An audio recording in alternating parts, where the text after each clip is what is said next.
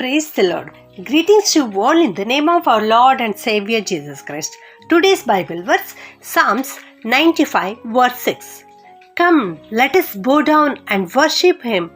Let us kneel before the Lord our Maker. ಕೀರ್ತನೆಗಳು 95 6ನೇ ವಚನ. ಬನ್ನಿರಿ, ನಮ್ಮ ನಿರ್ಮಾಣಿಕನಾದ ಯೆಹೋವನಿಗೆ ಸಾಷ್ಟಾಂಗವೆರಗಿ ಆರಾಧಿಸೋಣ. ಇಲ್ಲಿ ದೇವರ ವಾಕ್ಯದಲ್ಲಿ ನಾವು ನೋಡ್ತಾ ಇದ್ದೇವೆ, ನಮ್ಮ ದೇವರನ್ನ ಆರಾಧಿಸುವಂತಹ ರೀತಿಯನ್ನು ಇಲ್ಲಿ ಕೀರ್ತನೆಗಾರನು ತಿಳಿಸಿಕೊಡ್ತಾ ಇದ್ದಾನೆ. ಅನೇಕ ವಿಧವಾಗಿ ಸತ್ಯವೇದದ ಭಕ್ತರು ಕರ್ತನಿಗೆ ಆರಾಧಿಸಿರುವಂಥದ್ದನ್ನು ನಾವು ನೋಡುತ್ತೇವೆ. ಇಲ್ಲಿರುವಂತಹ ಆರಾಧನೆಯ ವಿಧ ಯಾವುದೆಂದರೆ ಸಾಷ್ಟಾಂಗವೆರಗಿ ಆರಾಧಿಸುತ್ತಿರುವಂಥದ್ದನ್ನು ನಾವು ನೋಡುತ್ತೇವೆ. ಹೌದು, ಕರ್ತನಿಗೆ ಅಡ್ಡ ಬಿದ್ದು ನಾವು ಆರಾಧಿಸಬಹುದು.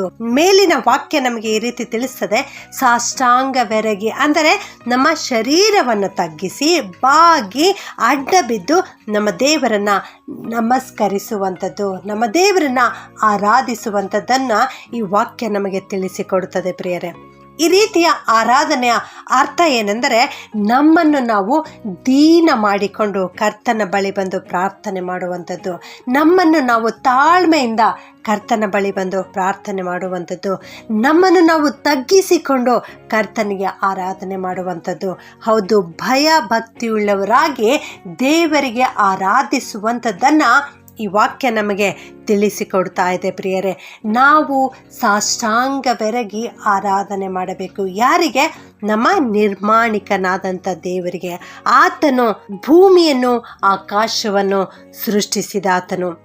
ಮಾನವರ ಮೇಲೆ ತನ್ನ ಜೀವಶ್ವಾಸವನ್ನು ಊದಿ ಮನುಷ್ಯನನ್ನು ಬದುಕುವ ಪ್ರಾಣಿಯನ್ನಾಗಿ ಮಾಡಿದಾತನು. ಮಾನವರಾದ ನಾವುಗಳು ಮಣ್ಣಿನಿಂದ ಮಾಡಲ್ಪಟ್ಟವರು. ನಮ್ಮ ಶರೀರ ಹಾಳಾಗುವಂತಹ ಶರೀರ, ಆದರೆ ನಮ್ಮ ಕರ್ತನು ಸರ್ವಶಕ್ತನಾದ ದೇವರು, ನಮ್ಮ ಕರ್ತನು ಮಹಿಮೆಯುಳ್ಳ ದೇವರು, ನಮ್ಮ ಕರ್ತನು ಉನ್ನತನಾದ ದೇವರು, ಮಹೋನ್ನತನಾದ ದೇವರು. ಆದುದರಿಂದ ಇದನ್ನು ನೆನೆಸಿ ನಮ್ಮ ಸೃಷ್ಟಿಕರ್ತನಾದ ದೇವರ ಬಳಿಗೆ ಬರುವಾಗ ನಮ್ಮನ್ನು ನಾವು ತಗ್ಗಿಸಿಕೊಂಡು ಮೊಣಕಾಲೂರಿ ಆತನ ಬಳಿ ಬಂದು ಪ್ರಾರ್ಥನೆ ಮಾಡುವಾಗ ಖಂಡಿತವಾಗಿಯೂ ದೇವರು ನಮ್ಮ ಪ್ರಾರ್ಥನೆಯನ್ನು ಕೇಳಿಸಿಕೊಳ್ಳುತ್ತಾರೆ. ಈ ಭೂಮಿಯಲ್ಲಿ ನಾವು ಸಂತೋಷದಿಂದ ಜೀವಿಸಲಿಕ್ಕೆ ನಮಗೆ ಬೇಕಾದದ್ದೆಲ್ಲವನ್ನ ಒದಗಿಸಿಕೊಟ್ಟ ಆತನು ಕರ್ತನೇ ಆಗಿದ್ದಾನೆ. ಗಾಳಿ ಬೆಳಕು ಈ ಸೃಷ್ಟಿ ಎಲ್ಲವನ್ನ ಕರ್ತನು ಉಂಟು ಮಾಡಿದ್ದಾನೆ. ಪ್ರಿಯರೇ, ಇಂಥ ಒಂದು ದೇವರನ್ನ ಆರಾಧಿಸುವಂಥದ್ದು ನಮ್ಮ ಭಾಗ್ಯವೇ. ಪ್ರಿಯರೇ, ಆದುದರಿಂದ ನಾವು ಕರ್ತನನ್ನು ಆರಾಧಿಸಬೇಕು. ಕರ್ತನ ಮುಂಭಾಗದಲ್ಲಿ ಬಂದು ಆತನಿಗೆ ಎರಗಿ ವಂದಿಸಿ ಆರಾಧಿಸಬೇಕಾಗಿದೆ. ಇದು ನಮ್ಮ ಕರ್ತವ್ಯವೂ ಕೂಡ ಹೌದು. ಮತ್ತಾಯನು ಬರೆದ ಸುವಾರ್ತೆ 2ನೇ ಅಧ್ಯಾಯ 11ನೇ ವಚನದಲ್ಲಿ ನಾವು ನೋಡ್ತೇವೆ, ಮಗುವಾದ ಯೇಸು ಸ್ವಾಮಿಯನ್ನು ನೋಡಲಿಕ್ಕೆ ಬಂದಿರತಕ್ಕಂಥ ಆ ಜೋಯಿಸರು ಆ ಕೂಸನ್ನು ಅದರ ತಾಯಿಯಾದ ಮರಿಯಳ ಬಳಿಯಲ್ಲಿ ಕಂಡು ಅದಕ್ಕೆ ಸಾಷ್ಟಾಂಗ ನಮಸ್ಕಾರ ಮಾಡಿ ತಮ್ಮ ಗಂಟುಗಳನ್ನು ಬಿಚ್ಚಿ ಅದಕ್ಕೆ ಚಿನ್ನ ಧೂಪ ರಕ್ತ ಪೋಳಗಳನ್ನು ಕಾಣಿಕೆಯಾಗಿ ಅರ್ಪಿಸಿದರು ಎಂಬುದಾಗಿ. ಹೌದು ನನ್ನ ಪ್ರಿಯ ದೇವಜನರೇ, ನಾವು ಕೂಡ ನಮ್ಮ ದೇವಾದಿ ದೇವರಿಗೆ ಕರ್ತಾದಿ ಕರ್ತನಿಗೆ ನಾವು ಸಾಷ್ಟಾಂಗವೆರಗಿ ಆರಾಧನೆ ಮಾಡಿ ನಮ್ಮ ತನು ಮನ ಧನಗಳನ್ನು ದೇವರಿಗೆ ಅರ್ಪಿಸಬೇಕು. ಪ್ರಾರ್ಥನೆ ಮಾಡಿಕೊಳ್ಳೋಣ. ಪರಿಶುದ್ಧನಾದ ಪ್ರೀತಿಯ ಪರಲೋಕದ ತಂದೆಯೇ, ನಿನಗೆ ಸ್ತೋತ್ರ ಉಂಟಾಗಲಿಪ್ಪ. ಭೂಮಿಯನ್ನು ಆಕಾಶವನ್ನು ಉಂಟು ಮಾಡಿದಾತನೇ ನಿನಗೆ ಸ್ತೋತ್ರ ಉಂಟಾಗಲಿಪ್ಪ. ನಮ್ಮ ನಿರ್ಮಾಣಿಕನಾದ ಯೆಹೋವ ದೇವರೇ, ನಿನ್ನನ್ನು ಕೊಂಡಾಡ್ತೇವೆ ಸ್ವಾಮಿ. ಅಪ್ಪ, ಇಂದು ನಿನ್ನನ್ನು ಸಾಷ್ಟಾಂಗವೆರಗಿ ಆರಾಧಿಸುವಂಥದ್ದನ್ನು ಕಲಿಸಿಕೊಟ್ಟಿದ್ದೇವ್ರೆ, ಅದಕ್ಕಾಗಿ ನಿನ್ನನ್ನು ವಂದಿಸ್ತೇನಪ್ಪ. ನಮ್ಮೆಲ್ಲರನ್ನ ಆಶೀರ್ವಾದ ಮಾಡಕರ್ತಾನೆ.